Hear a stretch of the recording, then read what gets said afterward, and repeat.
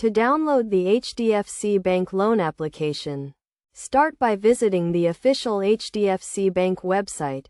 On the home page, click on the Loans section and select the type of loan you are interested in applying for, such as personal loan, home loan, or car loan. Next, click on the Apply Now button and you will be redirected to a new page where you will be asked to enter your mobile number and other basic details.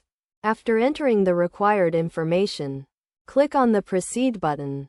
You will then be given an option to apply through the HDFC Bank mobile banking app or through the website. To download the app, go to the App Store on your smartphone, search for HDFC Bank mobile banking app, and click on the Install button. Once the app is downloaded and installed, open it and click on the Login or Register button. If you are an existing customer, log in with your user ID and password.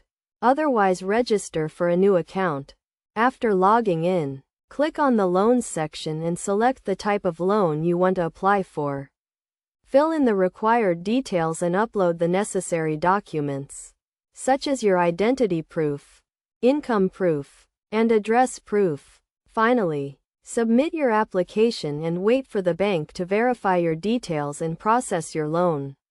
You can also track the status of your application through the app or by visiting the bank's website.